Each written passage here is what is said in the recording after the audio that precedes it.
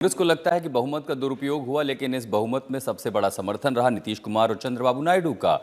दोनों ने डटकर विपक्ष और मुस्लिम संगठनों के दबाव के बावजूद सरकार का साथ दिया। कांग्रेस की धर्मनिरपेक्षता की दलील तक को नीतीश कुमार की पार्टी ने खारिज कर दिया, लेकिन अब उसका खामियाजा नीतीश कुमार को उठाना पड़ रहा है। पार्टी के मुस्लिम नेता ही नहीं बल्कि मुस्लिम धर्मगुरु भी जेडीयू को धोखेबाज कहकर सबक सिखाने की बात कर रहे हैं। दिल्ली में संसद से पास होते वक्फ संशोधन बिल के बीच नजर अब नीतीश कुमार पर टिक जाती है। नीतीश कुमार जो धर्मनिरपेक्षता की दलील देकर 2014 में नरेंद्र मोदी के दिल्ली पहुंचने से पहले एनडीए से अलग हुए, जो हिंदू राष्ट्र की बात पर संविधान की दलील देते आए, उन नीतीश कुमार की पार्टी ने खुलकर साथ वक्फ संशोधन बिल पर संसद में सरकार का दिया। विरोध का क्या कारण है? कोई कारण नहीं है। वक्फ का जो पूरा कार्यकलाप है, वक्फ का जो पूरा वर्किंग है, उस वर्किंग में तो कहीं से इस संशोधन में हस्तक्षेप करने का कोई अधिकार नहीं है। लेकिन अगर वक्फ के कार्यकलाप में हम कोई हस्तक्षेप नहीं कर रहे हैं, लेकिन हम वक्फ का जो आमदनी है वह आमदनी सही मामलों में मुसलमानों के लिए खर्च हो, इस पर नजर रखने के लिए हम इसमें संशोधन लेके आए। आपको क्या दिक्कत नजर आ रहा है इसमें? वक्त में उसका बेचारे का कोई से है? राजीव रंजन उर्फ ललन सिंह के बोल सुनकर लगा कि ये एनडीए की मजबूती है, जहां बीजेपी की पिच पर ही जेडीयू ने एकदम विपक्ष को सेक्युलरिज्म पर घेरा और बिल का समर्थन किया। लेकिन फिर इसके कुछ ही घंटे बाद नीतीश कुमार के वक्फ बिल के समर्थन में आते ही जेडीयू नेता कासिम अंसारी ने पार्टी छोड़ दी। मुस्लिम धर्मगुरु कहने लगे कि मुसलमानों के साथ गद्दारी नीतीश कुमार ने की है, और नीतीश कुमार की पार्टी के पूर्व सांसद गुलाम रसूल पार्टी के फैसले पर खुलकर सवाल उठाने लगे।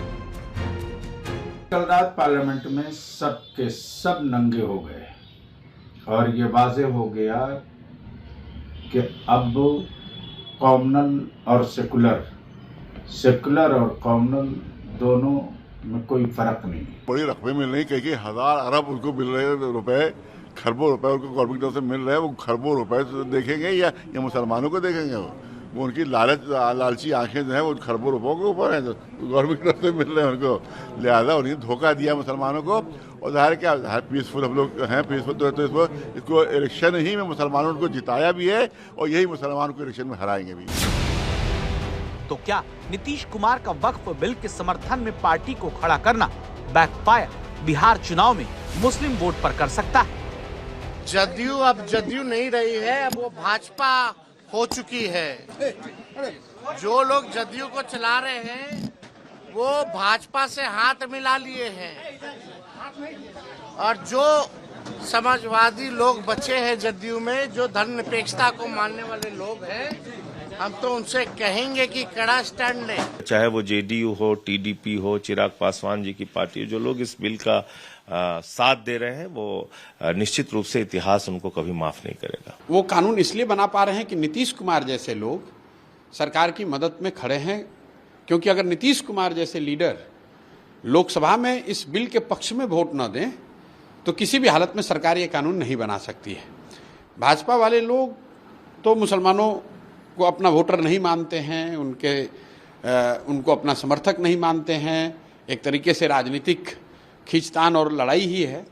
लेकिन जब नीतीश कुमार जैसे लोग जो रोज़ मुसलमानों को ये बताते हैं कि हम आपके हितैषी हैं, या जो आज भी बड़ी संख्या में मुस्लिम लीडरान नीतीश जी के पार्टी में हैं, उनके साथ राजनीति करते हैं, ऐसे लोगों को जरूर इस बात की चिंता करनी चाहिए कि जब आप गांधी की बात करते हो, लोहिया जेपी की बात करते हो, तो क्या आप वक्फ के कानून के पक्ष में वोट देकर अपना दोमुहा चरित्र नहीं दिखा रहे हैं? वैसे तो ये बात रामविलास पासवान के लिए कही जाती थी कि वो मौसम वैज्ञानिक हैं, लेकिन नीतीश कुमार भी वो राजनेता हैं जो सियासत में बदलता मौसम सबसे पहले भांपकर खुद पलटते रहे हैं। तो क्या बिहार के मुख्यमंत्री वक्फ बिल पर उस नुकसान को नहीं समझ पाए होंगे जो विपक्ष जता रहा है, या फिर विपक्ष जिस मुस्लिम वोट के घाटे की बात जेडीयू के लिए कर रहा है उसके नुकसान का पैमाना आंक कर ही नीतीश कुमार ने समर्थन दिया है? क्योंकि नीतीश कुमार ने समर्थन इस शर्त पर दिया था कि जो अमेंडमेंट वो सुझाएंगे सरकार उसको मानेगी। उनको उसका खमियाजा भुगतना पड़ेगा। ये बड़ा इमोशनल कनेक्ट है वक्फ का मैटर्स का मुस्लिम समाज से, क्योंकि ये हमारे लिए एक इबादत है, ये नमाज की तरह नहीं और इबादत है ये।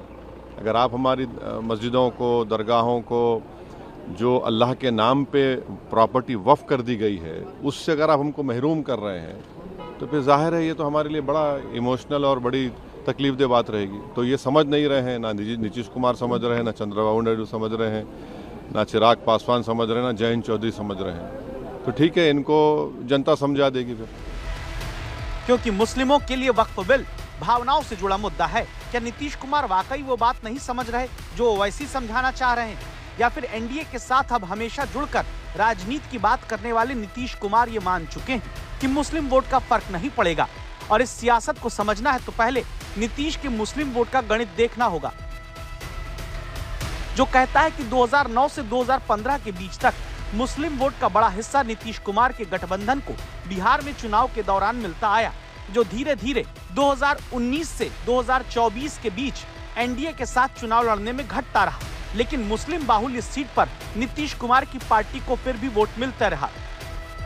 इसकी बड़ी वजह यह रही कि नीतीश कुमार नवंबर 2005 में सत्ता में आने के बाद से ही अपने फैसलों में मुस्लिमों से जुड़े कई अहम दस्तखत करते रहे, जैसे कब्रिस्तान की घेराबंदी, भागलपुर दंगे की न्यायिक जांच कमेटी का गठन और 20% के अति पिछड़ा आरक्षण के फैसले को लागू करना, जिसमें मुस्लिम समुदाय के तबके भी शामिल थे।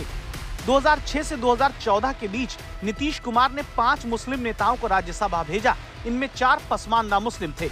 लेकिन अब सियासत और परिस्थिति दोनों बदल रहे हैं। तब क्या वक्फ बिल के समर्थन से नीतीश का बचा हुआ मुस्लिम वोट कम हो सकता है? इन लोगों को कुर्सी से प्यार है। इन लोगों की ना कोई विचारधारा है, ना कोई नीति है, ना कोई सिद्धांत है। इन लोगों को किसी मतलब नहीं है। आप जान रहे हैं स्वर्गीय रामविलास पासवान जी ने जो है इस्तीफा दिया था, गोधरा कांड जब हुआ था तो उसको लेकर के।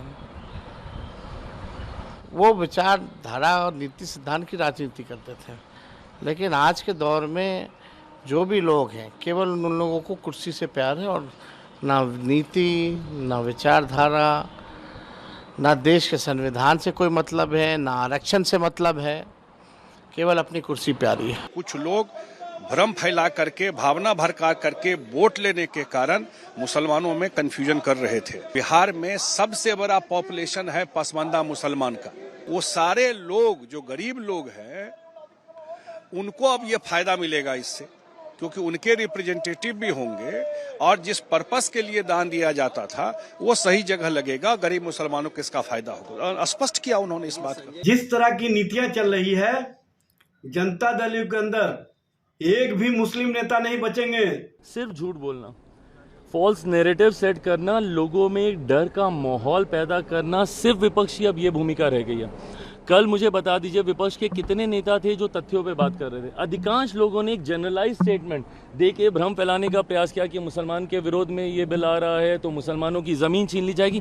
भाई सिस्टम में अगर पारदर्शिता ला रहे हैं तो किसकी ज़मीन छीनी जाएगी?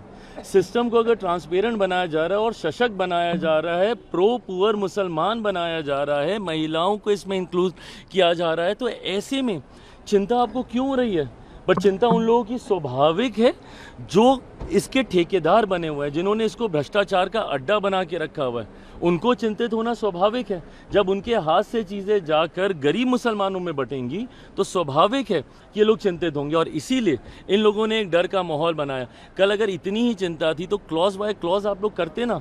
सारे कांग्रेस के सांसद, अगर इतनी ही चिंता थी तो एलओपी खुद बोलते, सारी बातों को इसके ऊपर रखते। जबकि बिल इंट्रोड्यूस हो रहा था तो एलओपी खुद गायब थे।